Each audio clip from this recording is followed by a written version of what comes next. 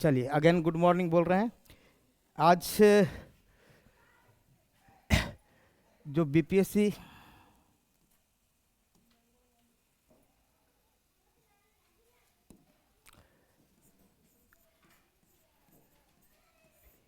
आप लोग sub tree three ना, थ्री वर्सन एंड फोर भी कर देते हैं, है ना। फोर भी आने वाला ही है, तो दोनों मान के चलिए कि आपके लिए प्लस पॉइंट है। इसमें नहीं तो उसमें किसी में तो होना ही होना है, 100%, है ना। पहला कि कुछ इसी में हो जाए ज़्यादा अच्छा रहे, उसको चर्चा क्यों करेंगे, समय कम है लेकिन फिर भी इसमें जो प्राइमरी कहें तो प्राइमरी में भी काम देगा। जो आज टॉपिक हम उठाएंगे, अब पूरा इनिशियल बेसिक बता रहे हैं। जो प्राइमरी का मतलब 1 to 5 वाला पोर्शन, फिर है 6 to 8 वाला पोर्शन, और एक है 9-10, है ना। 10+2 अभी छोड़ देते हैं। यहाँ पर आपका जनरल स्टडी एक पेपर है, आप लोग सिलेबस तो पता है ना। हम सिलेबस का एक वीडियो अलग से बनाए भी थे। इसमें आपको काम करेगा सभी पेपर, इसमें सभी कुछ कर रहता है, हिस्ट्री ज्योग्राफी सब रहेगा टोटल। यहाँ भी एक पेपर रहेगा सोशल साइंस, है ना। यहाँ एक रहेगा सोशल साइंस के पेपर में। इसमें कोई 2 पेपर चुनना रहता है, पता है ना सबको। इसमें केवल केवल क्या है, या तो हिस्ट्री रखिए या तो जो भी प्लस किसी का पोल साइंस है, किसी का और कोई पेपर है, जो भी हो सकता है। इधर एक पार्ट में क्या रहता है, ज्योग्राफी, है ना।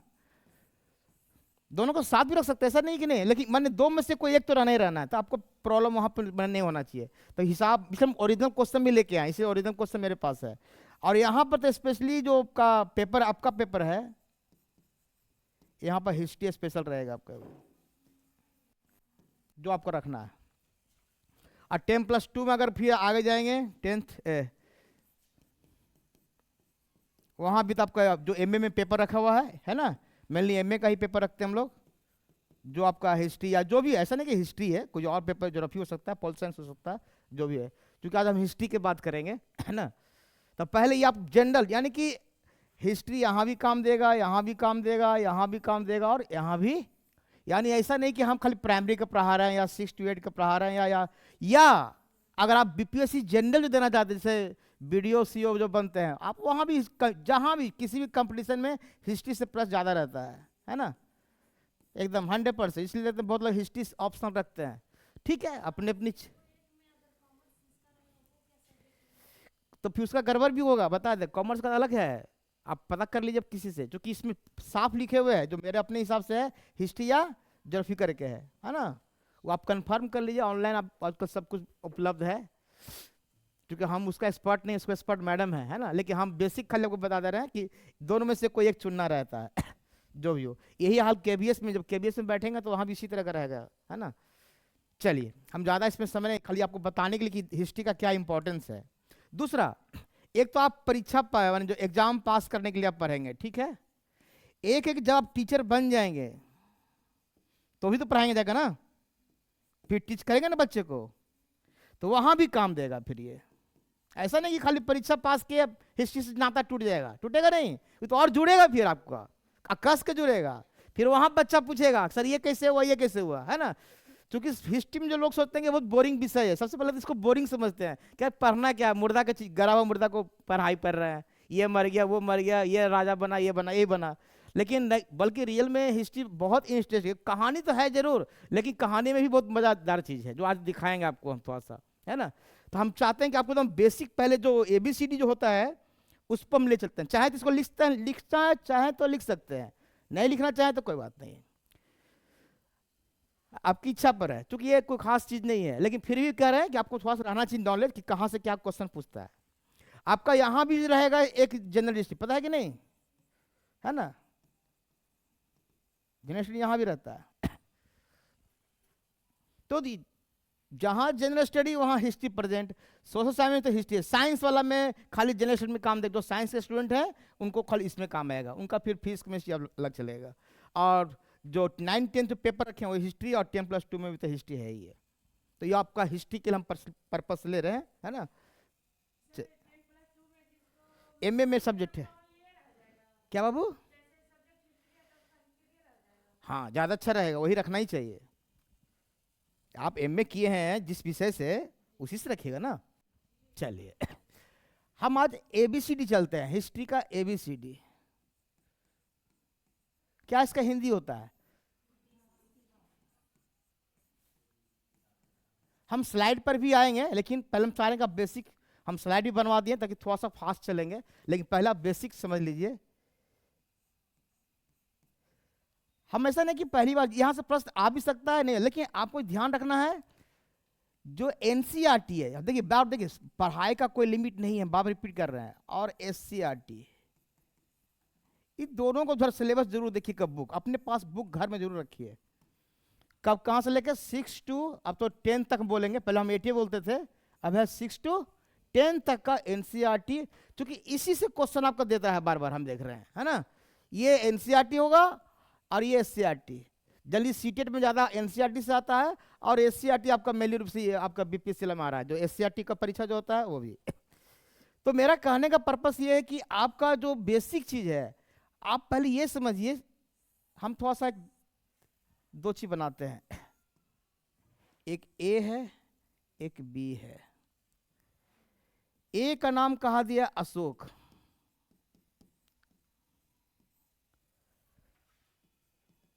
इसका कह दिया अकबर। आखिर हम कोई चीज पढ़ाई करते हैं, इतिहास, अच्छा इतिहास में क्या चीज का अध्ययन करते हैं पहले बताइए, थोड़ा सा पहले तब हम इस पर आते हैं, क्या चीज का अध्ययन करते हैं? तो पूछे इतिहास क्या, एक लाइन पूछ दिया तो क्या कहेगा, तो सीधे हम लोग कहते हैं, बोलिए बोलिए, बीते हुए समय को, यानी अतीत की कहानी है ना, स्टडी ऑफ पास्ट, आप मोटा मोटा ये बोल सकते हैं ना। लेकिन आपको पता है एक जूलॉजी विज्ञान है, इसमें भी पढ़ते हैं मानव के बारे में, पता है? नहीं, कैसे पढ़ते हैं, पूरा चीर फाड़ इसमें भी हो जाता है, इसमें भी पढ़ते हैं मानव का विकास कैसे हुआ, इसमें भी मानव का विकास के बारे में पढ़ते हैं, मानव के विकास की कहानी इसमें भी है, अब मानव के विकास की कहानी इसमें भी, फिर दोनों में डिफरेंस क्या है? डार्विन की थ्योरी पढ़े है ना, मानव किसके थ्रू आया था? है? पहले कहा था बंदर के थ्रू, है ना, जो भी हो, लेकिन डार्विन की थ्योरी अलग चीज है, स्ट्रगल ऑफ एग्जिस्टेंस, है ना, कह रहा है कि जो जीतेगा वही रहेगा, एक्सटिंक्ट, बाकी जब सब एक्सटिंक्ट, जैसे डायनासोर एक्सटिंक्ट हो गया, तो मेरा कहना मानव के विकास के यहाँ भी है, लेकिन यहाँ दोनों में अंतर क्या है, यानी इतिहास की शुरुआत कब से माने हम? प्रॉब्लम यहाँ ये हो जा रहा है ना, हम बात यहाँ पे ले जा रहे हैं कि इतिहास की जो हम पढ़ाई करेंगे उसको शुरुआत कब से माने, 2 लाख बरस पहले कि 5 लाख कि 20 लाख, या जब से पृथ्वी बना है तब से? तब फिर ज्योग्राफी कहाँ चला जाएगा? ये देखिए हर एक का अलग ब्रांच है, फिर पृथ्वी की बात आ गई, यहां कंफ्यूजन होता है। तो ऐसा नहीं कि ये सब्जेक्ट अलग है एक दूसरे से रिलेशन भी, लेकिन फिर भी इसको डिवीजन किया गया है, तो उस डिवीजन को पकड़ना कि कहां से शुरुआत कर रहा है। डिवीजन यहां से है कि मानव पहले कब आया, कोई बता सकता है? अगर साइंस का अगर स्टूडेंट उनको पता होगा, इवोल्यूशन ऑफ मैन अगर पढ़ते होंगे, सबसे पहला जीव कौन सा आया था इस पृथ्वी पर? रेप्टाइल्स पढ़ते हैं, आर्कियोप्टेरिक्स पढ़ते हैं, क्या क्या पढ़ते हैं, बहुत चीज पढ़ते हैं हम लोग, है ना। सबसे पहला चीज नहीं याद है, बहुत कम लोग जानते हैं, कोजर वेट होता है, कोजर वेट्स, इसी से सब आगे जीव बना है। कभी पढ़ेंगे, इसका एक्सपेरिमेंट भी है, यानी कि समुद्र में जो केमिकल होता है उससे उसका एक्युमुलेशन हुआ और उससे जीव का निर्माण हुआ। इसके लिए बनाया गया, एक्सपेरिमेंट भी किया गया था वैज्ञानिक के द्वारा, कि एक कुछ रख दिया ट्यूब में और देखा कि उसमें से कुछ कीड़ा लग गिरने लगा, तो बोला कि ये भी तो मन जन्म हो सकता है। इस पर बहुत विवाद भी है, तो हम विवाद पे नहीं जाएंगे। मेरा कहने कि मानव का जो उत्पत्ति हुआ है बहुत है, तो मान सकते हैं आप मोटा मोटी 26 लाख वर्ष पूर्व से बहुत तक, 26 लाख वर्ष पूर्व, ज्यादा पुराना नहीं है मानव का जो विकास का है, मान के चलते हैं। जो अभी तक जो मेरा प्रमाण मिल रहा है उसके आधार पर 26 लाख एक मोटा मोटी है, कहीं कहीं 30 भी दे, कहीं कहीं 24 भी देता है, उससे मतलब एक एवरेज बता रहे हैं। तो मानव का विकास हुआ, ये कैसे पता चला? ये प्रॉब्लम है। अब कैसे 26 लाख बोल देंगे? डेटिंग, क्या वर्ड आया? डेटिंग। तो डेटिंग किसका किसका डेटिंग निकालेंगे? या तो इसके मानव जो मर गए हैं उसका हड्डी मिला होगा, यही हो सकता है, इसको कहते हैं फोसिल, जीवाश्म, हिंदी में क्या बोलते हैं? जीवाश्म मिला होगा। या मानव ने जो उपयोग किया है, देखिए यहां से शुरुआत होगा, मानव के द्वारा उपयोग किए गए जो औजार है, टूल्स है, चाहे वो पत्थर के बने हो, चाहे वो तांबे के बने हो, चाहे लोहा का बना हो, बाद में देखेंगे क्या चाहिए, जो औजार का मिलना शुरू हुआ जब से, यानी कि मानव के द्वारा उपयोग में लाए गए औजार या टूल्स जो भी सामान है उसका यदि प्रमाण मिलने लगा जिस साल से, वहीं से हमारा क्या शुरुआत होता है? इतिहास। बाकी फिर उसके पीछे जाएंगे जूलॉजी, बॉटनी, जो अलग सी मैटर है। यानी कि मानव का इतिहास शुरुआत कब से माना जाएगा? जो मानव द्वारा छोड़े गए उपकरण के आधार पर जो हम स्टडी करते हैं उसको एक हम स्रोत मानते हैं, और उसके आधार पर जो स्टडी करेंगे वो क्या कहेगा? इतिहास। इसको लिखिए एक लाइन, पहला लाइन, इतिहास की शुरुआत। इतिहास की शुरुआत बस कॉपी में भी जाना चाहिए, तब से माना जाता है, एकदम प्योर देहाती भाषा में, कोई रटना नहीं है, कोई दिमाग ज्यादा नहीं लगाना, रट्टू किताब भी नहीं है, किताब जल्दी मिलेगा भी नहीं सब चीज। इतिहास की शुरुआत तब से माना जाता है जब मानव के द्वारा,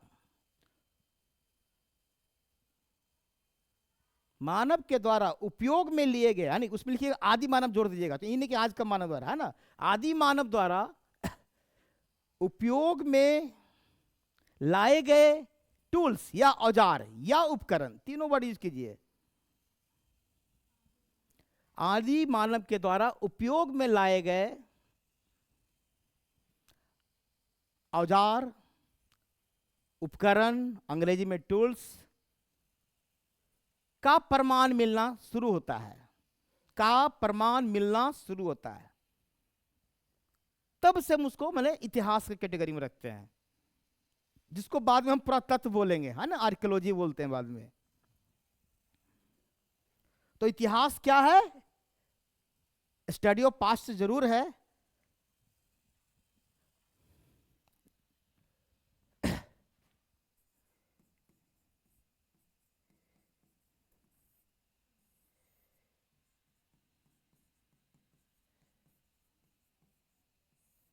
अब ब्रैकेट में लिखिएगा लगभग 26 लाख वर्ष पूर्व माना गया है ना, लगभग भारत का तो 26 से है, 26 लाख लगभग रखिएगा।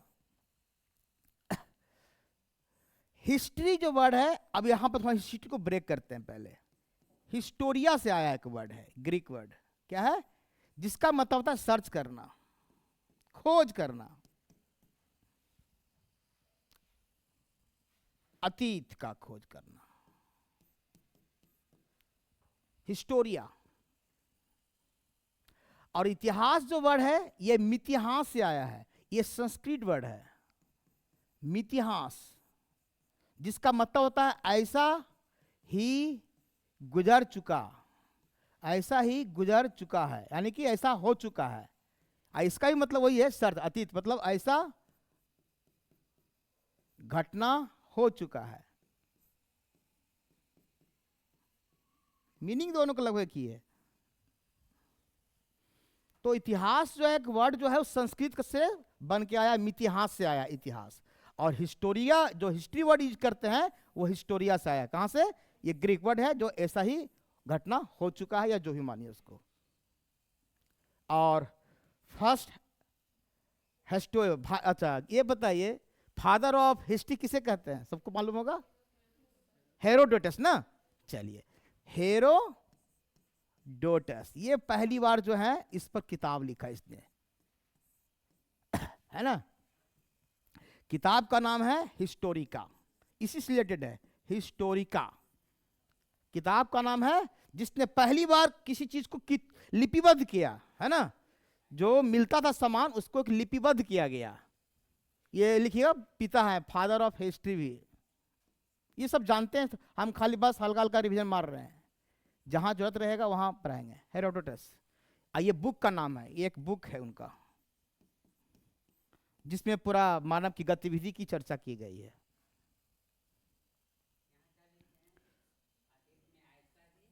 घटना हो चुका है या ऐसा ही गुजर चुका है, मैंने ऐसा घटना गुजर चुका है।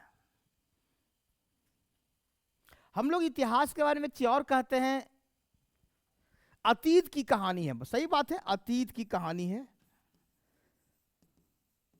कोई कहते हैं सभ्यता एवं संस्कृति की कहानी। देखिए अब उस पर हम परिभाषा पर नहीं जा रहे हैं, इतिहास का परिभाषा तो नहीं बता रहा है, सभ्यता एवं संस्कृति की कहानी है। ठीक है, ये कहानी सही अपने अपने जगह पर है।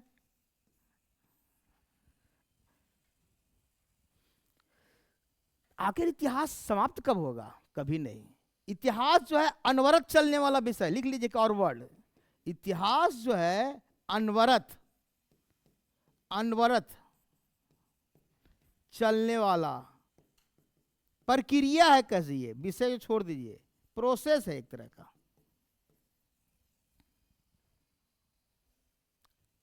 अगर हम इतिहास को मैंने बांटेंगे बाद में, जब एंशियंट, मेडाइवल, मॉडर्न, तब मॉडर्न को हम लोग कोशिश करते हैं कि 1947 तक ही रोक देते हैं, लेकिन ऐसा नहीं कि मॉडर्न अब आजकल अभी भी हम मॉडर्न में चल रहे हैं, है ना। अब हम गांधी जी को भी पढ़ रहे हैं, जवाहरलाल नेहरू को भी पढ़ रहे हैं, कल आज से 20 साल के बाद हो सकता है हम मोदी जी को भी पढ़ रहे हैं राम मंदिर के लिए। क्या बात है, इतिहास बन जाएगा ना एकदम। तो इसलिए इतिहास चलता रहेगा, इतिहास रुकेगा नहीं, कभी स्टॉप नहीं होगा, ना आगे होगा ना पीछे होगा। ये भी ध्यान रखिएगा, पीछे वाला भी नहीं कि हम हड़प्पा से ही शुरू करेंगे, पीछे भी कोई रिसर्च होगा तो हड़प्पा से पीछे कोई और सभ्यता मिल जाए। तो इतिहास कभी माने स्थिर नहीं है, ये हमेशा बदलने वाला है। दूसरा पॉइंट कहा जाता है, एक इतिहासकार, इतिहासकार किसे कहेंगे? जो इतिहास को लिखता है, राइटर जिसको बोलते हैं, हिस्टोरियन बोलते हैं, और तथ्य के बीच में वार्तालाप है। ये देखिए एक वर्ड और यूज करते हैं, डायलॉग है, इसको चाहे तो लिख सकते हैं। कहता है कि इतिहासकार जो है और जो तथ्य, जो फैक्ट्स मिलता है, जो प्रमाण मिलता है, उसके बीच में क्या करता है? वो वार्तालाप करता है, यानी उससे कुछ कहानी निकालता है। कोई पत्थर को देख के ये कैसे कहेगा ये पत्थर क्या चीज के में यूज हुआ होगा? बात समझिए, बात बहुत सोचता है कि ये पत्थर क्या चीज में हो सकता है, छीलने में काम आया होगा या कुछ काटने में आया होगा, है ना। तो अलग पढ़ेंगे, बोल्डर टेक्निक, फ्लैकिंग टेक्निक आता है, बहुत बार बार आएगा, तो बहुत प्रयोग होता है इस पर। या कोई राजा के बारे में जब मिलेगा, कोई अभिलेख मिलेगा, तो उस पर भी कौन सा लिपि में लिखा हुआ है, कब लिपि उसका विकास हुआ है, फिर उस पर डिटेल चर्चा चलता है। यानी इतिहासकार तो वर्तमान में बैठा हुआ है ना, ये कहाँ बैठा हुआ है, और तथ्य कहाँ मिलेगा? आदिकाल में, अतीत में। तथ्य कब कब मिल रहा है? अतीत का। यानी वर्तमान और अतीत के बीच में जो वार्तालाप कर रहा है वो क्या कहलाएगा? इतिहासकार। तो कहा जाता है कि इतिहास जो है वर्तमान और अतीत के बीच में लगातार चलने वाला वार्तालाप भी है। देखिए इतिहास का बने बहुत सा परिभाषा है, हम उस पर हल्का हल्का सब आपको बने दे रहे हैं, लेकिन हम चाह रहे हैं कि आप पहले बेसिक समझिए कि इतिहास का वर्ड का मीनिंग क्या हुआ, पहला इतिहासकार कौन हुआ, फिर इतिहास का कहाँ से मीनिंग आया, और कैसे एक इतिहासकार अपने तथ्यों को खोजता है, कैसे उसकी सच्चाई को पता लगाता है। आप ये कैसे बोल दिए कि अशोक एक महान राजा था, अशोक एक महान शासक या सम्राट था, जो भी बोलिए, कैसे बोल दिए? प्रमाण देना पड़ेगा ना। आज विज्ञान के दौर चल रहा है, आज हर एक चीज में प्रमाण माना जाता है। आप ऐसी मत बोल दिए कि अशोक था कि नहीं था। तो अशोक का अभिलेख में चर्चा मिला है, जो अशोक ने अभिलेख जारी किया है उसमें बहुत बात लिखी हुई है, उसको हम ब्राह्मी लिपि में है, कुछ खरोष्टी लिपि में भी है, कुछ अरेमाइक लिपि में भी है, कुछ आपका क्या कहते हैं खरोष्टी लिपि हो गया, अरेमाइक हो गया, ब्राह्मी। तो उस लिपि में जो लिखा हुआ है, और एक ईरानी लिपि भी है, तो उस सब लिपि को जब पढ़ा गया तो लिपि में पता चला कि नहीं, ये अपनी बात को बहुत अच्छी तरह से किया। बल्कि आगे के जो शासक हैं अगर वो भी कहीं चर्चा करते हैं अशोक का, तो उसमें भी लिखा इनकी अच्छी बात। लेकिन एक अकबर का नाम सुने होंगे, सुने? अकबर एक महान शासक है, इसके बारे में लिखने वाला आदमी कौन? खुद उसका दरबारी, नाम सुने होंगे, अबुल फजल, नाम सुने जरूर। तो ये एक बताइए, अशोक हो चाहे अकबर हो, सब महाने हैं, तो फिर बुरा कौन है? सबसे बड़ा दिक्कत ये है, यहीं पर हम लोग फंस जाते हैं। अबुल फजल उसके दरबार में रह रहा है और उसी का अपने राजा के बारे में लिख रहा है, क्या कभी उसका हिम्मत होगा बुराई लिखने का? मोदी जी का मंत्री जी कभी मोदी जी का बुराई कर देंगे? कभी नहीं करेंगे। यहां गलत हो जाता है, सच्चाई छुप जाती है यहां पर। अकबर भी बहुत बुरा काम किया और अशोक भी बहुत बुरा किए होंगे, लेकिन उसको सामने लाने वाला कोई हिम्मत नहीं आया उस समय में। लेकिन भारत के जो इतिहासकार हुए वो पूरा रिसर्च करते हैं, अब पता चलता है कि अकबर भी बहुत काम बुरा किया है, कुछ गलत नीति इसकी थी। तो बाद की हम चर्चा चलेंगे। यानी ऐसा नहीं कि जो अबुल फजल लिख दिया वो ब्रह्मा के लकीर हो गया। ठीक है, कुछ हद तक सही है, जो भी उसमें तथ्य है उसको निकालेंगे। यही काम कौन करेगा? एक सच्चा इतिहासकार। इतिहासकार भी कंफ्यूजन हो जाता है। अगर वो हिंदू इतिहासकार है तो हिंदू को बढ़ावा देगा, अगर वो मुस्लिम इतिहासकार है तो अकबर का कभी बुराई नहीं करेगा। बात में आई है? यानी कोई भी चीज अगर इतिहासकार भी चूंकि एक धर्म से जुड़ा हुआ है ना, हम ही अगर राइटर बने या आप कल राइटर बन जाएंगे तो आपको भी धर्म तो जोड़े हुए है ना, कहीं हम अपने राजा का काहे बुराई करे जाए? नहीं समझे? अगर हम अशोक पर कुछ किताब लिखना चाह रहे हैं और कुछ मिल भी गया हमको गलत, उसको छुपा देंगे, साइड कर दो, किसी को पता नहीं चलेगा। यही बात अकबर के साथ हो सकता है। कोई मुस्लिम इतिहासकार लिख रहा है, ये तो खुद अब मुस्लिम है, अबुल फजल है। बात में आ रहा है? कहने का मेरा पर्पस ये है कि इतिहासकार जो होता है वो किसी न किसी धर्म से, किसी जाति से जुड़ा ही रहता है, इसलिए वो सच सामने लाने में असमर्थ हो जाता है या उस समय उसकी हिम्मत नहीं होती है। लेकिन जो बाद में आए, जो विदेशी है, पुर्तगाली है, ब्रिटिश इतिहासकार है, वो लोग तो खुद का सच्चाई निकाल दिया। उसको क्या मतलब है इंडियन से? जो ब्रिटिश हिस्टोरियन है वो तो सच्चाई निकालेंगे ना, उनको अकबर से ना मतलब है ना अशोक से मतलब है। वो तो और कहेंगे पूरा इसका बुराई निकालो इंडिया वालों को। अब वो सच बाहर आ रहा है, लेकिन प्रमाण के साथ। ऐसे नहीं कि कल ऐसे बोल देंगे, प्रमाणिक चीज होना चाहिए। अब है कि प्रमाणिक कैसे करेंगे, थोड़ा इस पर हम चलते हैं। प्रमाण की जब बात आया तो इसको हम बोलते हैं साक्ष्य। क्या बोलते हैं? साक्ष्य। इसी को स्रोत बोलते हैं। प्रमाणिक रूप से आप साक्ष्य को लोग दो भाग में बांटते हैं, पता आपको होगा। एक होता है पुरातात्विक, नाम सुने होंगे, एक होता है साहित्यिक। हम बोल रहे हैं कि आज केवल हम एबीसीडी पढ़ा रहे हैं, अभी हम कोई टॉपिक शुरू नहीं किए हैं, लेकिन क्वेश्चन कहीं से भी आ सकता है। पुरातात्विक और साहित्यिक। अब पुरातात्विक में आता है क्वाइंस आता है, अभिलेख आता है, इंस्क्रिप्शन आता है ना, स्मारक आता है, मोनूमेंट आता है, यानी जो भी या जो भी टूल्स मिला, पत्थर वगैरह मिला ना पृथ्वी के नीचे से, है ना, बर्तन मिला, सब जो पुरातात्विक है। और साहित्यिक जो बुक का चीज है, जैसे इंडिका सुनेगा नाम, मेगास्थनीज का लिखा हुआ है ना, राज तरंगनी, कलहन का, तो जो बुक है, इसमें बुक में भी धार्मिक गैर धार्मिक उतना हम नहीं जाएंगे अभी, तो बात के बाद जैसे इस टॉपिक उसका आएगा, इसमें भी होगा इंडियन बुक और विदेशी बुक होगा, है ना, बहुत प्रकार इसमें बढ़ता है। लेकिन मेरा कहने मतलब कि अगर ये क्वाइन से है, मानते हैं कि हमको किसी का क्वाइन से मिल गया, गोल सा क्वाइंस मिला, मानते बिहार शरीफ में, सुनिए ध्यान से मेरी बात को, एक राजा का, एक राजा है, उसका क्वाइंस कहाँ मिल गया? यही क्वाइंस, सेम क्वाइंस मिल रहा है, मान लेते हैं कि आगरा में। कहाँ मिल रहा है? सेम क्वाइंस कहाँ मिल रहा है? बिहार में भी, और सेम क्वाइंस कहाँ मिल रहा है? इसका मतलब क्या हुआ कि ये जो राजा, जिस राजा का भी क्वाइंस है, उसका क्षेत्र कहां तक विस्तृत होगा? आगरा तक। क्लियर है मेरी बात? अगर हमारा आज का भारत का रुपया अगर सब विदेश में मिल जाए तो समझिए कि भारत सब पर राज कर रहा है। यही ना होगा कहने का मेरे पास। यानी कि क्वाइंस भी बता देता है कि राजा का क्षेत्र कहां तक था। या अभिलेख जो जारी करते हैं, अभिलेख बहुत कारण जारी करते हैं, प्रजा को संदेश देने के लिए, है ना, या अपनी बातों को मनवाने के लिए, या अपनी बात को वहां तक पहुंचाने के लिए, है ना। तो ये भी बोलते हैं कि इसने, अशोक ने अभिलेख जारी किया, इलाहाबाद में जारी किया, मान लेते हैं पटना में जारी किया, है ना, बहुत जगह है, और उड़ीसा में जारी किया, मान लेते हैं। तो जहां जहां जारी किया, इसका मतलब क्या, ये क्षेत्र किसके अंडर में होगा? अशोक के कारण। नॉर्मल चीज है। एक आध दो अपवाद हो सकता है कि बाद में क्षेत्र क्या होगा, छिना गया, बाद में अभिलेख जारी होने के बाद में, लेकिन एक समय में तो ऐसा होगा कि अशोक का क्या होगा, उच्छेद जरूर रहा होगा। तो क्वाइंस, अभिलेख, मोन्यूमेंट, टूल्स जो मिलते हैं, इसके आधार पर यह पता चलता है उसका क्षेत्र कहाँ है, और शासक के बारे में भी पता, कि शासक का चूंकि जीवनी भी रहता है, कैसा शासक था, क्या था, उसका वंशावली पता चलता है।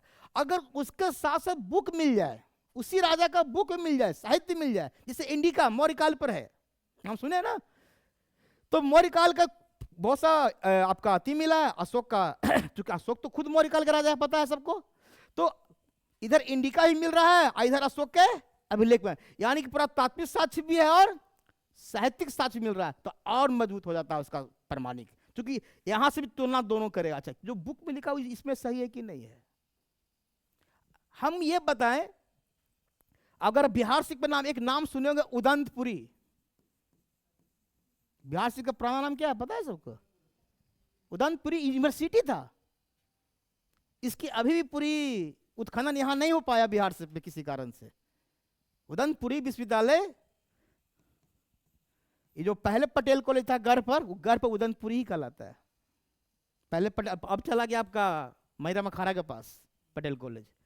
तो मेरा कहीं उदंतपुरी यूनिवर्सिटी, तो या यहां से फिर मान लेते हैं, हम लेते हैं विक्रमशिला, लेते हैं भागलपुर, या फिर हम लेते हैं आपका नालंदा विश्वविद्यालय। तो ये सब के बारे में कहीं ना कहीं तो लिखा होगा, तभी तो पता चल रहा होगा। अब मानते हैं कि कोई इंडिका पुस्तक है, या वेनसांग आया, याद है वेनसांग भी आया था बाद में हर्षवर्धन के काल में, ये चाइनीज है, ये एक यात्री है, बाद में आए, ये जब यहां से जाते हैं तो अपना बुक में लिखते हैं कि पटना की से दूरी पर, पाटलिपुत्र से इतना दूरी पर एक नालंदा विश्वविद्यालय था, वो अपने बुक में लिखते हैं। तो जब बुक, ठीक है नालंदा विश्वविद्यालय पूरा ढह गया था, तो उससे उत्खनन हो गया, आज जो हम देख रहे हो तो खुदाई होने के बाद दिख रहा है ना, लेकिन आज से 20-40 वर्ष पहले वो ऐसा नहीं था नालंदा खंडहर जो आज देखते हैं हम लोग, पूरा जमीन के अंदर दबा हुआ था। तो उसी बुक के सहारे, ये का जो बुक लिखा गया शिव की, उसके आधार पर विक्रमशिला नालंदा विश्वविद्यालय की क्या हुआ, उत्खनन हुआ। तो उस बुक में चर्चा किया गया था कि यहाँ पाटलिपुत्र नगर से इतना दूरी पे एक यूनिवर्सिटी था। अभी तो अब उत्खनन हो रहा अलग चीज है। तो उसी तरह से बहुत सा ऐसा यूनिवर्सिटी होगा कि जहां बुक के आधार पर अभी तक उत्खनन नहीं हुआ है, अब होने कुछ काम जारी है, चल रहा है बहुत जगह अभी तक। फिर आते हैं, एक तो वह स्रोत, तो स्रोत का कितना इंपॉर्टेंट है, स्रोत ही तो मेन चीज है, यही साक्ष्य जिसके आधार पर इतिहासकार आगे कहानी लिखेगा। स्रोत नहीं तो इतिहास का प्रमाणिकता खत्म, प्रमाणी नहीं रहेगा, फिर काल्पनिक हो जाएगा। फिर जैसे अभी राम भगवान पर पूरा विवाद चल रहा है, अभी राम का हुआ था, क्या राम थे या नहीं थे, कंफ्यूजन हो रहा है सब लोग को, अभी तक रियल में कंफ्यूजन हो रहा है। तो कोई कह रहा है नहीं हम रामेश्वरम पुल दिखाते हैं, चलो अभी दिखाते हैं, श्रीलंका जाने वाला है ना, उसको नासा भी मान लिया इस चीज के लिए। अब वो राम भगवान थे, ये नहीं पता किसका, मान रहे हैं कि राम जी का है, लेकिन और कोई प्रमाण, रामायण है, रामायण हो सकता है कि काल्पनिक बुक हो, हम लोग भी चार चौधरी खूब बुक पढ़े हैं, वो भी एक काल्पनिक कहानी था, पता है कि नहीं। लेकिन हम उस विवाद, धार्मिक विवाद में नहीं जाना चाहते, लेकिन मेरे को जो इतिहासकार वो पूरा प्रमाणिक मांगेगा, बिना प्रमाण के आधार पर वो आगे नहीं बढ़ेगा। तो पहला पर स्रोत का बहुत बड़ा इंपॉर्टेंस है, बिना स्रोत के, तो स्रोत से बहुत सा क्वेश्चन आपके आएंगे परीक्षा में, ठीक है। फिर नेक्स्ट आते हैं विभाजन।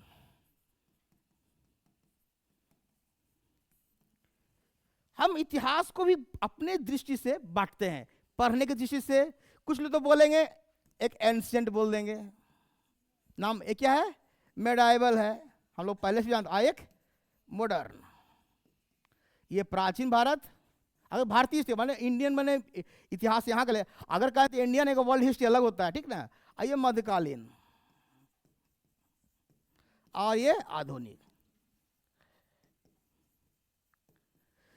एक तो ये विभाजन हुआ, विभाजन का और प्रकार होता है, एक होता है हिंदू काल का, फिर मुस्लिम काल का,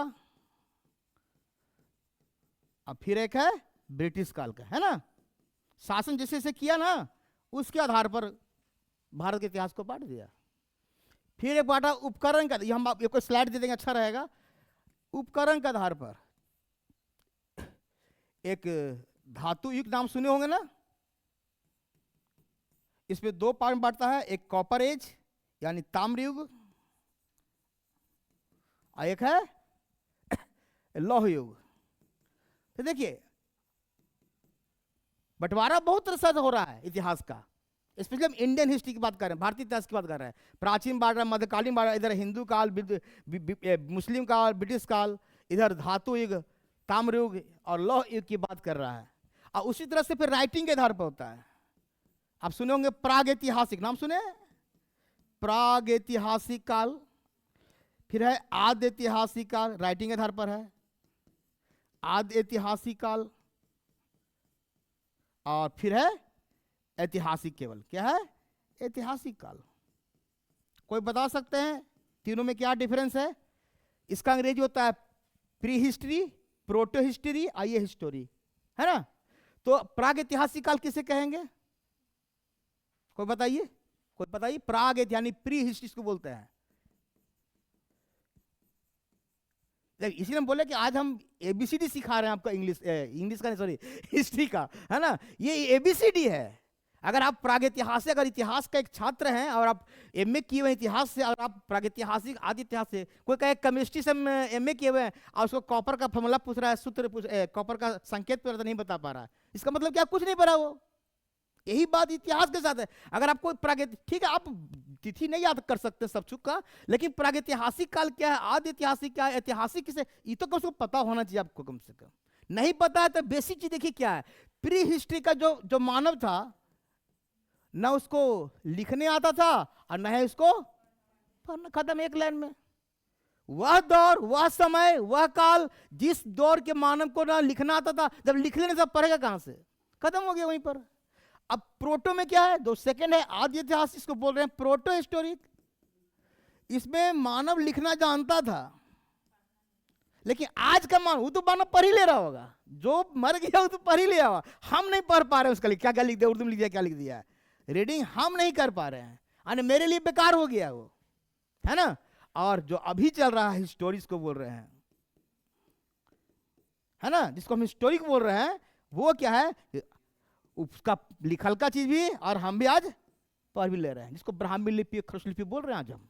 जो लिपि में अशोक का जेम्स प्रिंसेप ने पहली बार लिपि पढ़ा, पता है? ऐसा तो कि ऑब्जेक्टिव से कहीं भी आ सकता है ना, कि जेम्स प्रिंसेप ने पहली बार भारतीय लिपि को पढ़ने का प्रयास किया और सक्सेस भी हो गया, है ना। अब अशोक के लेख को पूरा रगड़ दिया, वो क्या क्या अशोक बोला था सबके बारे में बता दिया।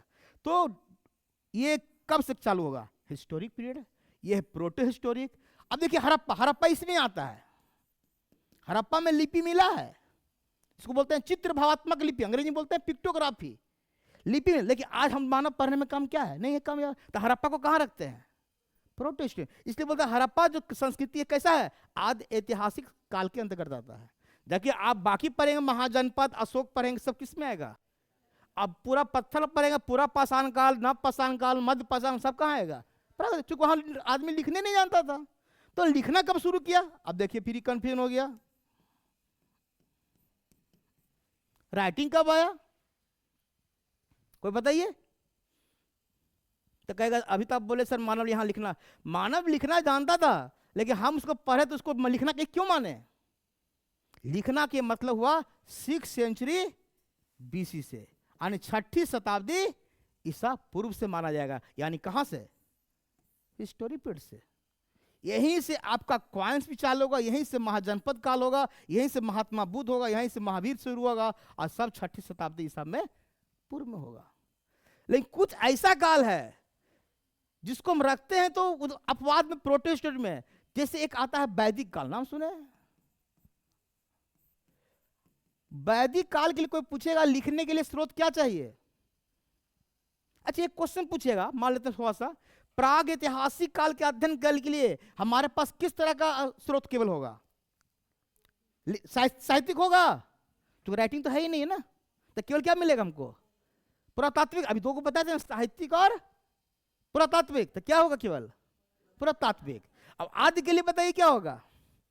राइटिंग है लेकिन लिखिंग, तो फिर भी साहित्य तो नहीं आएगा, तो फिर क्या होगा? ये केवल पुरातात्विक होगा। और ऐतिहासिक में क्या होगा? दोनों, साहित्यिक भी होगा और पुरातात्विक होगा।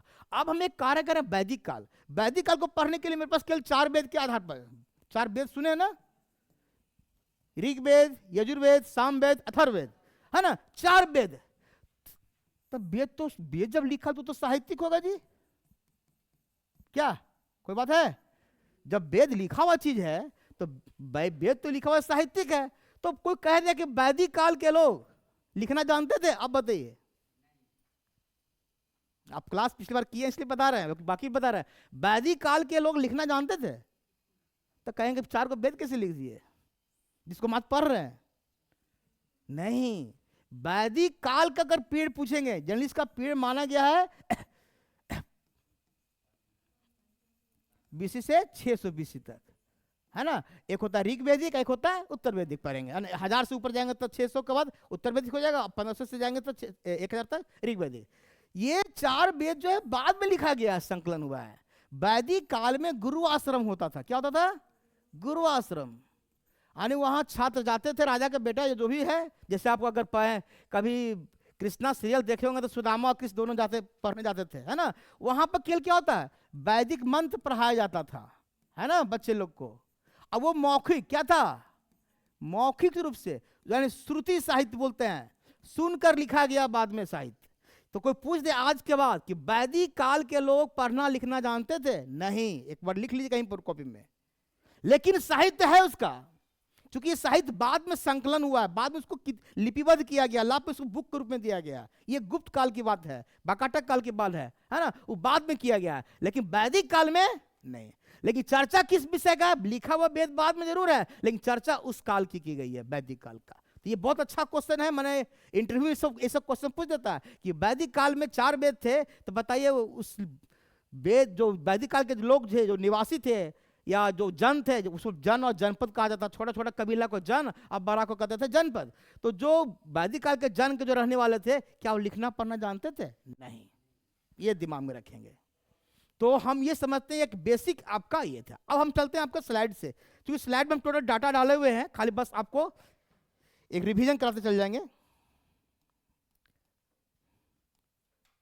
फिर ये सब आपको स्लाइड मिल भी जाएगा। चलिए आगे बढ़ेगा। चलिए, ये पहला टॉपिक आपका है, किताब में देखिए भी, मिलेगा भी आपको, कब कहां और। ये इतिहास का स्टार्टिंग ही यहीं से होता है। मैंने यही लिखा है, जब जितना चीज बोले सब इसमें बात लगभग मिलेगा। एक आध चीज छोटा छूटा हो तो उसको मेकअप कर देंगे। मैंने पहले इतिहास के अध्ययन से हम यह जान पाते कि मानव विकास कब कहां और, यही तो हुआ। किस आधार पर? स्रोत के आधार पर। आधार मेरा क्या रहेगा? स्रोत, प्रमाण रहेगा, तभी करेंगे। फिर कहते हैं कि मानव ने किस तरह प्राकृतिक संपदाओं का खोज की। कैसे लोहा खोजा, कैसे तांबा खोजा, है ना, ये ना प्राकृतिक संपदा है ना। कैसे हीरा खोजेगा बाद में, और उसका उपयोग कैसे किया, कैसे आग का आविष्कार हुआ, है ना, उसकी बात करते हैं। और ये भी जाने कि मानव ने कैसे खेती की, कढ़ाई की, बनाई की, धातु का, ये सब मिल जाएगा आपको, कुछ लिखना नहीं है कि शुरुआत कैसे की, कैसे जंगलों की सफाई किया, कैसे घर बनाने लगा, है ना, ग्राम बना, नगर बना, और फिर व्यवसाय नगर सब बनने लगा। यानी मानव धीरे धीरे कैसे कैसे विकसित अपने को कर रहा है। मैंने अभी बताया था संस्कृत से वर्ड से आया, क्या है? इतिहास। थोड़ा सा इसका कलर चेंज कर लेते हैं। क्या है? इतिहास लिया है, जिसका अर्थ होता है इतिहास ऐसा निश्चित रूप से गुजर चुका हो या ऐसा हुआ होगा। इतिहास का अतीत के ऐतिहासिक महत्वपूर्ण घटनाओं का क्रमबद्ध अध्ययन करता है। ये बात सही, जो भी बताया इतिहास के बारे में, ये सब खाली जो बता दिए उसको हम आगे बढ़ते चलते हैं तेजी से। अभी मैंने कहा अंग्रेजी में क्या कहते हैं? हिस्ट्री। और कहां से आया? हिस्टोरिया से। वही लैटिन या ग्रीक जो बोले दोनों लेता है कहीं पर, जिसका अर्थ होता है खोज करना, सर्च करना, अतीत की घटनाओं को खोज करना। पहला इतिहासकार कौन था? यूनानी वाला, जिसने पुस्तका लिखा हिस्टोरिका। ये सब याद रखिएगा, यही सब ऑब्जेक्टिव क्वेश्चन बनेगा आपका कि हिस्टोरिका पुस्तक किसने लिखी, डायरेक्ट क्वेश्चन रहेगा, है ना। और ये 5वीं शताब्दी का भारत और फारस के बीच का संबंध का वर्णन करता है। यानी पहली बार इतिहास लेखन की कला का विकास किया किसने? हेरो। और इनको लिख लीजिए फादर ऑफ हिस्ट्री, ये भी याद रखिएगा, क्योंकि जिस विषय को पढ़ रहे हैं उसके पिता कौन है, किसको जनक माना जाए, वो इंपॉर्टेंट चीज है। ठीक है, सब हम पढ़ा दिए, सब ज्यादा टाइम नहीं लेंगे, जो जहां जरूरत पड़ेगा वहां लेंगे। फादर ऑफ हिस्ट्री आ ही गया। कुछ स्टेटमेंट कभी कहीं मिलता है कि इतिहास को हम सोशल साइंस में रखें कि विज्ञान में रखें। ये एक विवादित चीज हो गया अभी, क्योंकि इतिहास ही प्योर साइंस होते जा रहा है धीरे धीरे, है ना। पूरा इसमें भी एकदम पूरा वैज्ञानिक चीज चलता है, क्योंकि इसमें प्रमाणित करना पड़ता है। एक विज्ञान है, वैज्ञानिक है, ब्यूरी ने कहा था इतिहास विज्ञान है, न कम और न ही ज्यादा। कितना अच्छा बात बोला है ना न कम न ज्यादा। भारत में इतिहास के इतिहास घटनाओं खोजने की प्रमुख भूमिका बाद में आया विलियम जोन्स। एक वर्ड है विलियम जोन्स, हाँ चलिए छूट गया था, कोई बात नहीं है। विलियम जोन्स, ये तो मॉडर्न की बात है, माने इधर ब्रिटिश की बात है, लेकिन इसने आकर भारत के इतिहास को, अतीत की खोज को ज्यादा निकाला और उसको बाद में लिपिबद्ध किया। इसने भारत में जब आए थे 1784 में एक बनाया था एशियाटिक सोसाइटी ऑफ बंगाल, पूरा नाम है बंगाल में एशियाटिक, पूरा नाम ऐसे लिखाते हैं एशियाटिक सोसाइटी, अंग्रेजी में बोलते हैं इसे ऑफ बंगाल बोला जाता है पूरा, ऐसे वही चीज हो गया कि बंगाल में नाम है ना। कब किया था? 84। विलियम जोन्स, ये क्वेश्चन आएगा, ये ऑब्जेक्टिव में फेमस क्वेश्चन है कि एशियाटिक सोसाइटी की स्थापना किसने की? William Jones. कब किया और इसका मुख्य उद्देश्य क्या था? अतीत की घटनाओं को खोजना का काम, यानी कि भारत के इतिहास को उजागर करना, प्राचीन इतिहास को, है ना। तो विलियम जोन्स थोड़ा याद रखेंगे, ज्यादा इंपॉर्टेंट है। अभी मैंने कहा डिवीजन, ये नाम याद रखिए, ये नाम सीटेट में तो कई बार आया है, आप लोग को भी पूछता है, जेम्स मिल वाला आता है क्वेश्चन, ये जेम्स मा होगा, जेम्स हो गया है ना मा। जेम्स मिल ये स्कॉटलैंड के रहने वाले हैं, इसने एक पुस्तक लिखी थी ए हिस्ट्री ऑफ इंडिया। इसी में भारत के इतिहास को 3 भाग बांटा गया, हिंदू, मुस्लिम और तीसरा क्या होगा? ब्रिटिश, है ना, याद रखिएगा। तो पूछेगा हिंदू काल, मुस्लिम काल और तीसरा ब्रिटिश काल। किसने दिया? जेम्स मिल। क्वेश्चन यही याद हो जाए, है ना, ए हिस्ट्री ऑफ ब्रिटिश इंडिया पुस्तक में। ये भी क्वेश्चन पूछ सकता है कभी कभी, सब ऑलरेडी पढ़ा दिए जितना बताना था। आगे ब्रिटिश काल तीसरा। अब कुछ पश्चिमी देश के इतिहासकार, इसमें नाम किसी का नहीं आता, इसमें एक इतिहासकार है नहीं इसलिए नाम नहीं दे रहे हैं। उसने कहा विज्ञान, तर्क, सामाजिक, आर्थिक, धार्मिक और नदी परिवर्तन के आधार पर जो चेंज हो रहा है उसके आधार पर कहा कि भारत को फिर 3 भाग बांट दिया गया। प्राचीन भारत जो बहुत ज्यादा प्राचीन टाइप का होगा, मध्यकालीन भारत और तीसरा फिर आधुनिक भारत। ये क्या है? 1707 से लेकर 1947 कहिए या आज तक भी कह, लिख लीजिए आज तक भी कह सकते हैं। आधुनिक भारत। तो प्राचीन भारत देखिए, अब भारत में जो दिखाई मानव का विकास क्या है? 2.5 लाख बीसी माना गया है। अभी मैंने 26 लाख बोला था ना, ठीक है। अब 1206 एडी तक कहां तक गया? प्राचीन भारत। मध्यकालीन भारत 1206 से, यहां थोड़ा सा कंफ्यूजन होता है, मध्यकालीन भारत को भी कभी कभी बांटता है पूर्व मध्यकालीन। ये क्या होता है? पूर्व मध्यकालीन भारत को पूछ दे कब से कब होता है, मध्यकालीन से थोड़ा सा पूर्व हो रहा है ना। पूर्व मतलब क्या होता है? पहले। तो मध्यकालीन का मतलब हम लोग मुस्लिम मानते हैं, तो 712 एडी में सबसे पहली बार मोहम्मद बिन कासिम भारत पर आक्रमण किया, है ना।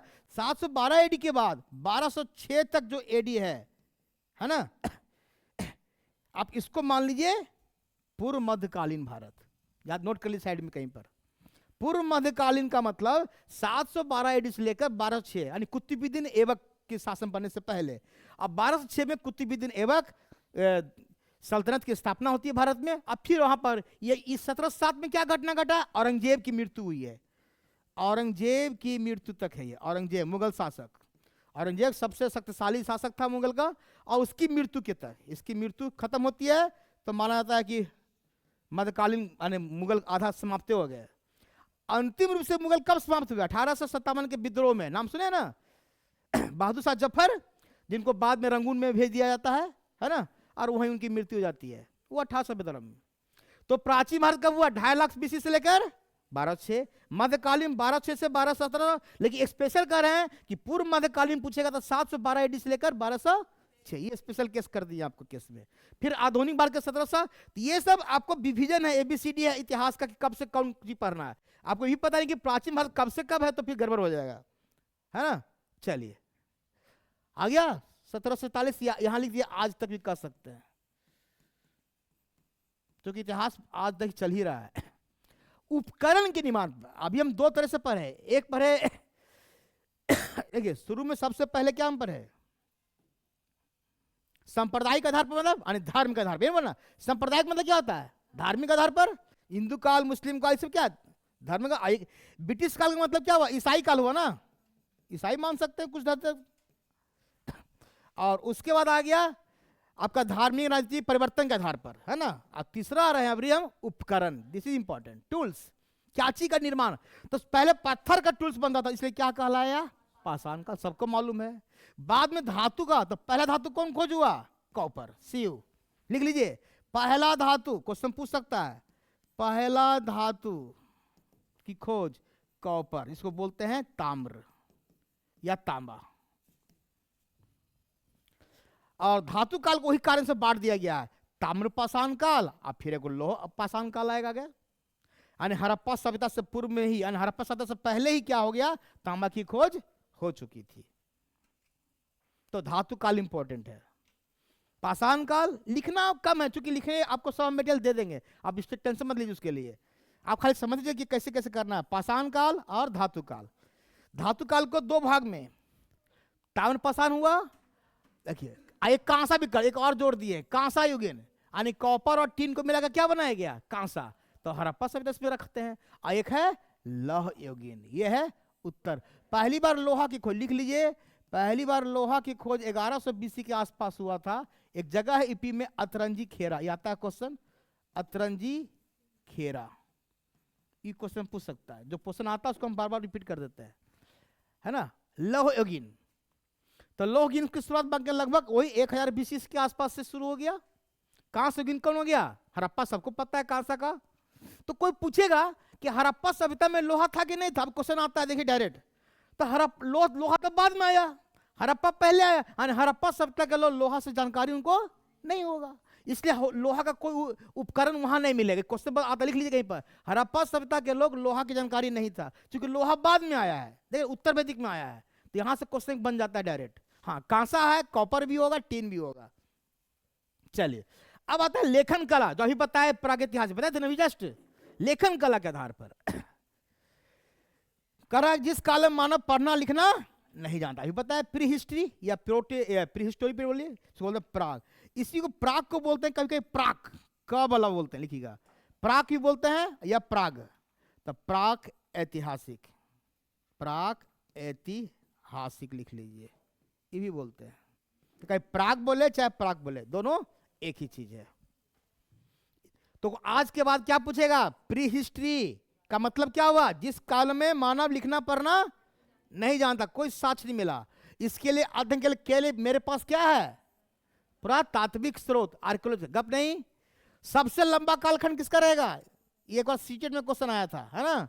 चलिए, इसमें केवल पत्थर और पशुओं के हड्डी मिले हैं, है ना, और उपकरण मिले हैं। इसका कालखंड लगभग माना गया है 2.5 लाख बीसी से लगभग 3000, ये इंपॉर्टेंट है, लिख लीजिए, 2500 से 3000, यानी 3000 के बाद ही हमारा हड़प्पा शुरुआत होगा लगभग, है ना। तो 2.5 लाख से बीसी से लेकर 3000 बीसी। आदि ऐतिहासिक काल, बताइए इसमें क्या हुआ, वह काल से मानव लिखना जानता था, परंतु वर्तमान मानव इतिहासकार उस लिपि को पढ़ने में सफल नहीं हो पाया है। इस काल के अध्ययन केवल जब सफल नहीं, मतलब क्या रह गया, केवल प्रतापी रह गया। और हड़प्पा सभ्यता इसका उदाहरण है ना। इंपॉर्टेंट क्वेश्चन, इसको नोट कीजिए, ये कर सकते हैं नोट हल्का सा। हड़प्पा सभ्यता, सभ्यता हो गया, सभ्यता, है ना। हड़प्पा सभ्यता इस काल का अध्ययन करते हैं। ये डेटिंग गलत हो गया है, यहां नहीं जाएगा 600 बीसी, है ना, लिखने में गलती है। 3000 बीसी से लगभग इसको रखिए आप 1700 बीसी के आसपास, डिक्लाइन फेज तक, 600 बीसी नहीं होगा। लेकिन दे सकते हैं, अच्छा ये पूरा है ना, दे सकते हैं, कोई दिक्कत, चलेगा। अभी उस पर हड़प्पा सभ्यता खाली पूछेगा, तब हड़प्पा पूछेगा तो उतना नहीं जाएगा, याद रखिएगा। हड़प्पा यदि पूछ दे, नॉर्मली इसका कालखंड हम लोग 2400 बीसी से लेते हैं, है ना। जब हड़प्पा पढ़े तो डिटेल चलेंगे, और 1700 बीसी या 1900 बीसी तक मानते हैं हम लोग जनरली। इन नॉर्मल पूरा दिया हुआ है। प्रोटो हिस्टोरी को भी 3 भाग में बांटते हैं, इसलिए बता, एक होता है कैल्कोलिथिक फास्ट चरण, ताम्र पाषाणिक प्रथम चरण, फिर सेकेंड होता है, फिर थर्ड होता है। उसके आधार पर अब चाहे तो यहाँ 3 को लिख सकते हैं। एक होता है कैल्कोलिथिक फास्ट, फिर होता है कैल्कोलिथिक सेकेंड, उन्हें लिखे यहाँ पर, और एक है कैल्कोलिथिक थर्ड, तो हड़प्पा जो आता है इसमें आता है, सेकेंड वाला में हड़प्पा इसमें आएगा, इसीलिए आपका बीच वाला पार्ट आता है। तो चैलकोलिथिक वही 3000 BC हो गया, और ये हड़प्पा, इसको कभी होगा जब पढ़ाएंगे तो वहाँ डिटेल कर देंगे। उसी को चैलको बोलते हैं, कोई कैलको पढ़ते हैं, जैसा पढ़ना है। हिंदी में बोलते हैं ताम्र पाषाणिक, इसका मतलब क्या होता है? ताम्र पाषाण, लिख लीजिए, ताम्र, तांबा भी है और पाषाण भी है, ताम्र पाषाणिक। आई प्रथम चरण, चरण है भाई बना है, 1 2 3 किया गया है।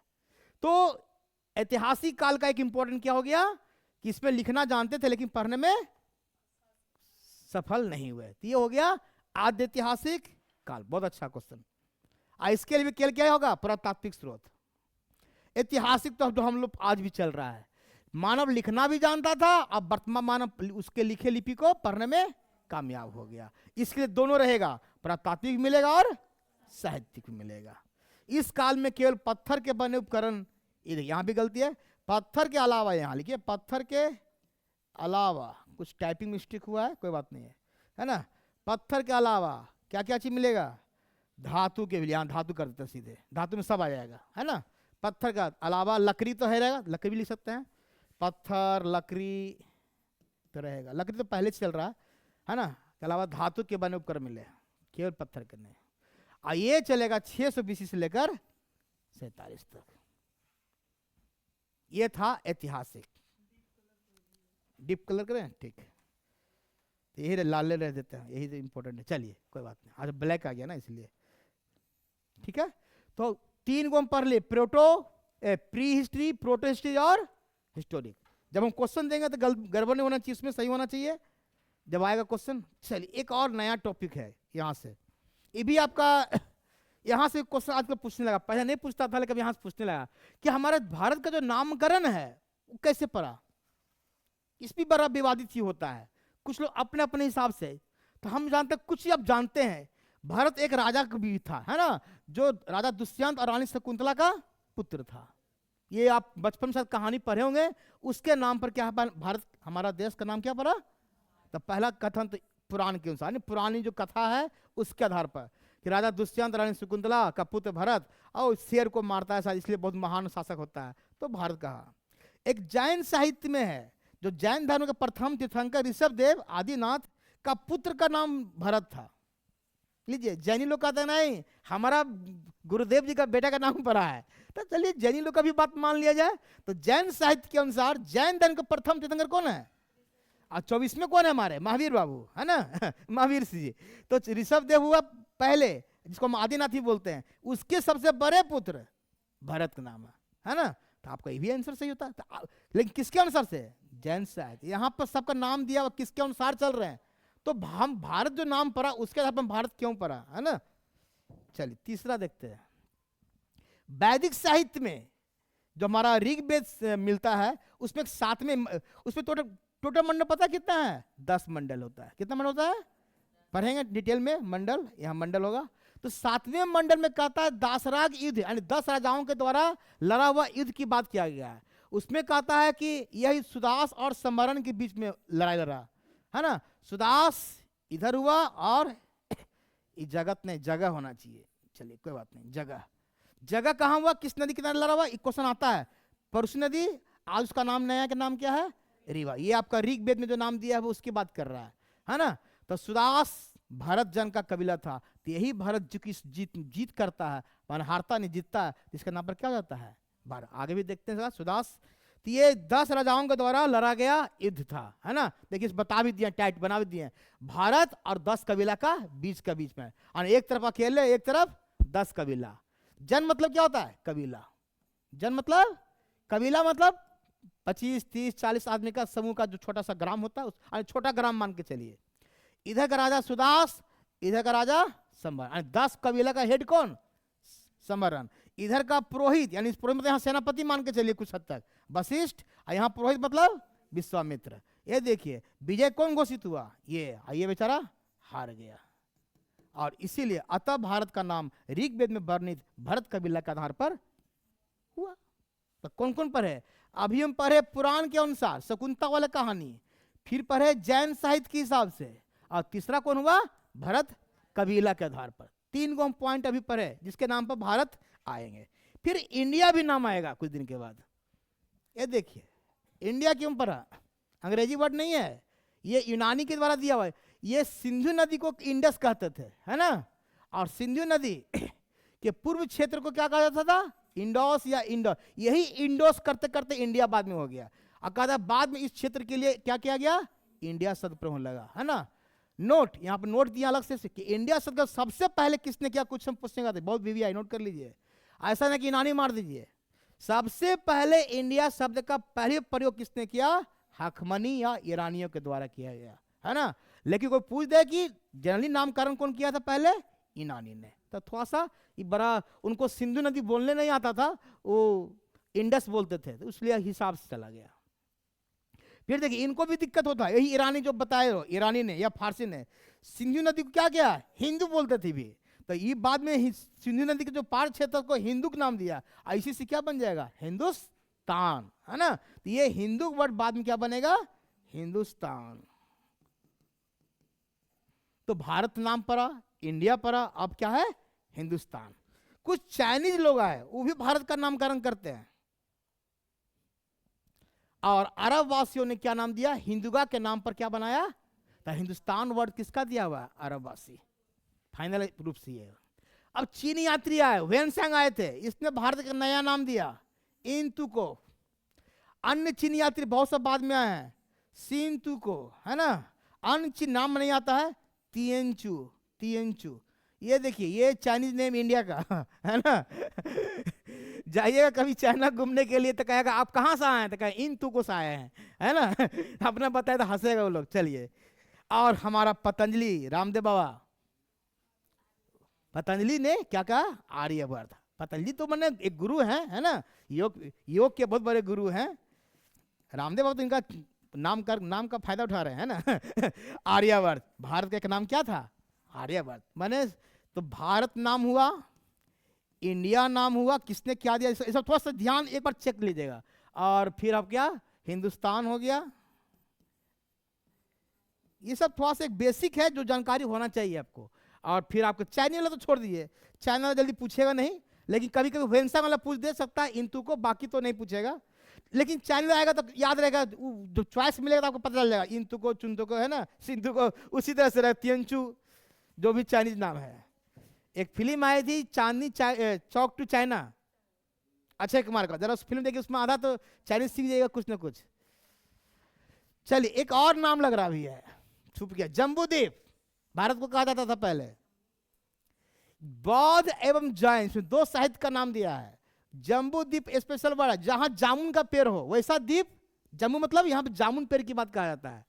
दक्षिण भाग में भारत था, ये देखिए जम्बूद्वीप का दक्षिण भाग में भारत था, यानी कहने मतलब जम्बूद्वीप अलग है। और उसका कहा था पुराण में भी सोचा, जम्बूद्वीप वह क्षेत्र है जिसके उत्तर में साइबेरिया है, पश्चिम में बैक्टीरिया है, पूरब में चीन है, और दक्षिण में हिंद महासागर है, और बीच में पामीर तिब्बत। तो वह क्षेत्र क्या कहलाएगा, भारत, या उसी को जम्बूद्वीप बोल रहे हैं। या कुछ लोग कहते हैं जहां जामुन अधिक होता है, जामुन खाते हैं ना, काला काला जो मीठा मीठा, तो जम्बूद्वीप का हिसाब से जहाँ जामुन थे, इसलिए इंडिया में जामुन का पेड़ ज़्यादा हो भी है भी उस हिसाब से।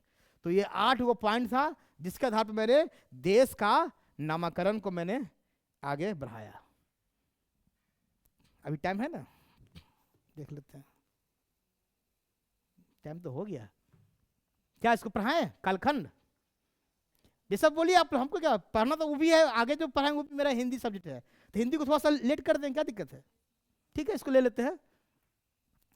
कालखंड मैंने पहले ही कहा, कोई पुरावशेष, कोई भी मैंने साक्ष्य मिलेगा, उसका जब तक डेटिंग नहीं करें तो फायदा क्या होगा, कितना पुराना है कैसे पता चलेगा हमको, 1000 वर्ष पुराना है कि 2000 वर्ष पुराना कैसे पता चलेगा। तो पहला जो सबसे फेमस विधि है रेडियो कार्बन मेथड, सबको पता है। तो ये C14 मेथड, ये क्या होता है, तो C14 के लिए हम आज एक कोशिश करते हैं, C14 क्या होता है और C12 क्या होता है। यहाँ पर C का मतलब कार्बन होता है, यहाँ पर C मतलब ये 6, ये नीचे होता है एटॉमिक नंबर, ऊपर होता है मास में। केमिस्ट्री का या साइंस का कोई विद्यार्थियों को पता होगा, C6 H14 6 6 12 कहता है अगर परमाणु संख्या समान हो और परमाणु दरमियान अगर अंतर हो तो उसको बोलते हैं आइसोटॉप्स। क्या बोलते हैं, आइसोटॉप्स। यानी समस्थानिक, हिंदी में बोलते हैं समस्थानिक तत्व। तो कार्बन में ही है जो C14 है, ये रेडियो एक्टिव तत्व है। क्या होता है? रेडियो एक्टिव तत्व माना गया है इसको।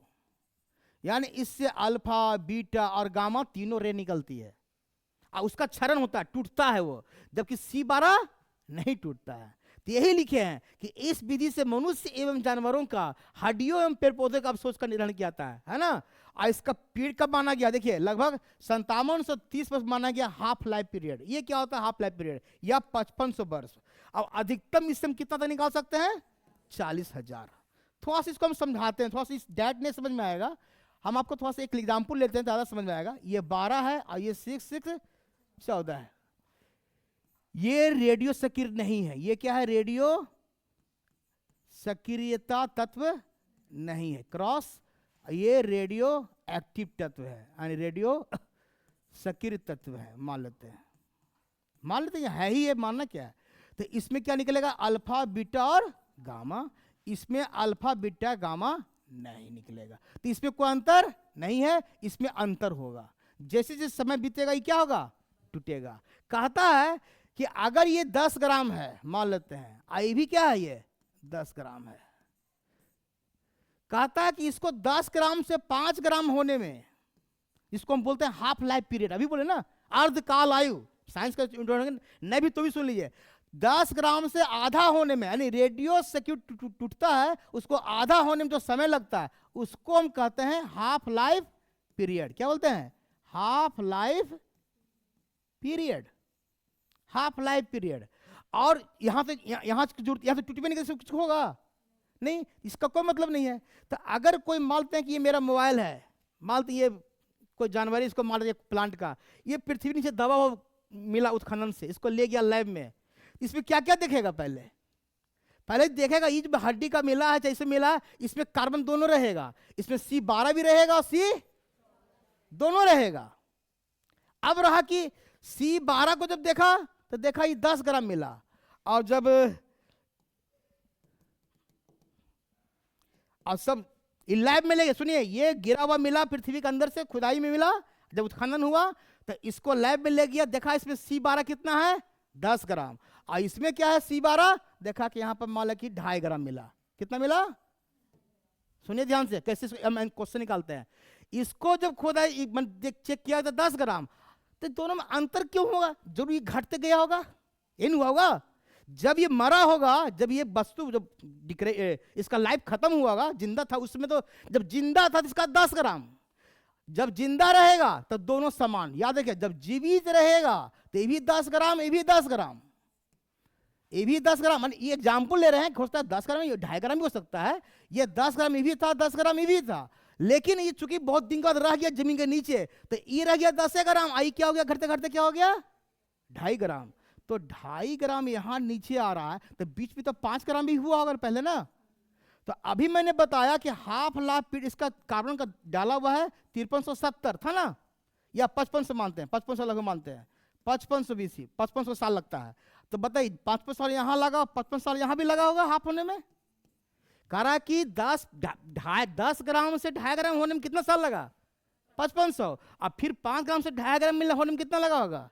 तो 5500 जोड़िए, 10 अब 5 कितना हो गया? 11,000 वर्ष ये ऑब्जेक्ट पुराना निकल गया, डेटिंग निकल गया लगभग ना।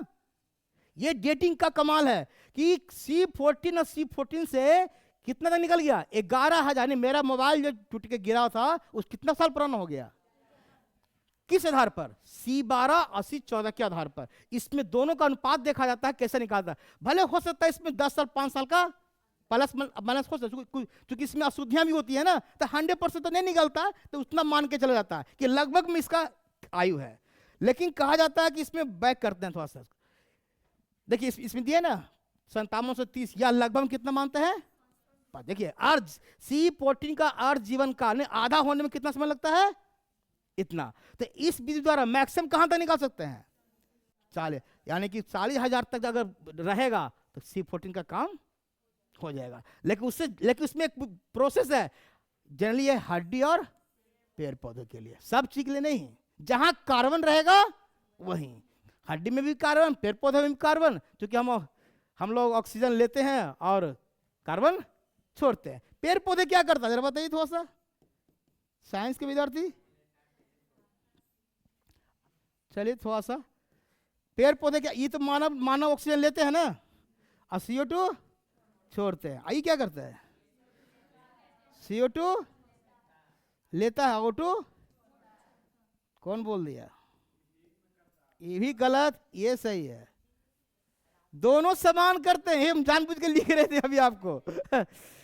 देखिए दो क्रिया होती है, एक होता है रेस्पिरेशन श्वसन क्रिया और एक होता है प्रकाश संश्लेषण।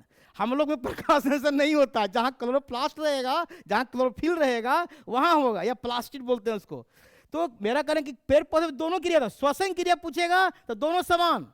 सुनिए ध्यान से आज के बाद, श्वसन क्रिया पूछेगा पेड़ पौधे में, श्वसन क्रिया में क्या लेता है तो O2 ही, और छोड़ेगा भी CO2 भी। लेकिन मानव खाली O2 लेता है और CO2, लेकिन प्रकाश संश्लेषण का लेगा क्या लेता है, इसमें लिख लीजिए चाहे बच्चा की तरह, ये अब बच्चा टेस्ट कर सकता है आपको। प्रकाश संश्लेषण क्रिया में CO2 लेगा, इंटर करेगा और O2 निकलेगा। और O2 कहाँ से निकलता है वो लिख लीजिए, वाटर का पार्ट रहता है जिससे निकलता है, वो बाद में कहेंगे हाइड्रोलाइसिस पढ़ना है कभी डिटेल से तो उसमें देखेंगे। यानी प्रकाश संश्लेषण के कारण, यही कारण क्या होता है, अब प्रकाश संश्लेषण प्रकाश के में होता है ना, तो रात में क्या होगा, रात में प्रकाश नहीं रहने के कारण जो CO2 छोड़ा वो नहीं ले पाया, इसलिए कहता है कि रात में पेड़ के नीचे नहीं सोना चाहिए, क्योंकि CO2 वहां अधिक मिलता है ना। दिन में सोइए मजा आएगा, वो भी ऑक्सीजन छोड़ रहा है, आप भी छोड़ रहे हैं, माने आप CO2 छोड़ रहे हैं, वो ऑक्सीजन ले रहा है, दिन में दोनों क्रिया हो रहा है। इसलिए कहा दिन में पेड़ के नीचे सोना ज्यादा फायदेमंद है, क्योंकि O2 आपको क्या होगा, मिलेगा भी तो। O2 आप ले रहे हैं और O2 छोड़ भी रहा है ना, कौन छोड़ रहा है, पेड़ पौधा छोड़ कर रहा है, दोनों में अंतर पड़ रहा है। लेकिन रात में क्या होगा, O2 नहीं निकलेगा और ना CO2, खाली क्या होगा, CO2 खाली प्रकाश, खाली रेस्पिरेशन चलते रहेगा, उससे क्या होगा, CO2 खाली छूटते जाएगा। अब आप भी छोड़ रहे हैं CO2, आप पेड़ पौधा भी छोड़ रहा था, दोनों बढ़ जाएगा ना। इसलिए क्या होता है, कहता रात को पेड़ के नीचे नहीं सोना चाहिए। ठीक है छोड़ देते इसको, लंबा है टॉपिक, अभी एक नहीं है, बहुत तरह का प्रक्रिया दिखा देते। देखिए एक पोटेशियम आर्गन मेथड है, फिर है डेंड्रोकोलॉजी है, मान कितना तरह से क्वेश्चन आता है, तिथि निकालने के कैसे है ये सब बताएंगे एक दिन और लगेगा टाइम। ठीक छोड़ देते हैं, 5 मिनट ब्रेक देते हैं, ठीक है।